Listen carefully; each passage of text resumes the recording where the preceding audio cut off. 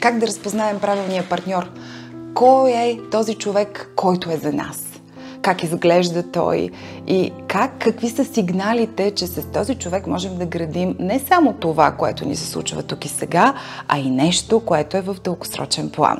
На първо място, разбира се, е химията и физическото привличане, защото за да обърнем внимание на някой, трябва да го усещаме като интересен, може би загадъчен, някой, когото искаме да познаваме повече. Когато обаче нещата опират само до химия и физическо привличане, тогава този някой ни е гадже, интимен партньор, любовник, според това в каква фаза на живота си се намираме. От друга страна, имаме хора в живота, които са ни приятели, нали така? С приятелите имаме усещане, че сме приети, че говорим на един език, че можем да бъдем подкрепени. Ние се доверяваме на приятелите си, имаме с тях неща, за които можем да си говорим, можем да бъдем себе си. Само че с приятелите си, които са просто наши приятели, нямаме физическо привличане. Така че приятелството е съвсем друг начин на свързване, интимното партньорство е нещо различно. Има обаче и още едни хора, с които можем да бъдем в партньорство, когато говорим за обща цел, когато имаме идея да направим нещо заедно. Такива хора обичайно наричаме бизнес партньори. С тях може и да не сме приятели, но може и в хода на съвместния ни проект ние да започнем да се подкрепяме, да имаме доверие, да се окаже, че имаме общи ценности.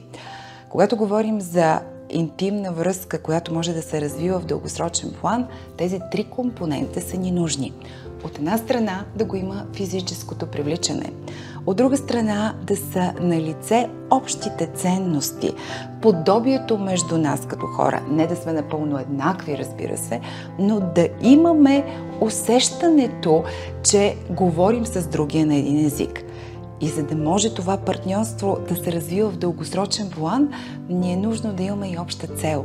Дали тази обща цел ще бъде създаването на дете, закупуването на дом, дали ще можем да си представим как се развиваме в живота си напред или всичките тези неща, зависи от етапа на нашата връзка. И моля ви, не си мислете, че можем да имаме дългосрочно партньорство само когато срещнем идеалния партньор. Първо, той най-вероятно не съществува, защото хайде честно да си признаем кой от нас е идеален.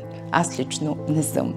Не говорим за съвършени отношения, не говорим за това никога да няма конфликти, а просто за приемането на другия такъв какъвто е, за спокойствието вътре в душата, че сме на мястото си с този човек и с идеята, че можем да градим нещата за напред заедно и че такива каквито ги градим ни харесват и на двамата. Понякога главата ни се пълни със страхове, но тук сърцето обичайно знае отговора, така че никога не подценявайте и интуитивното си усещане за човека, с когото градите връзка.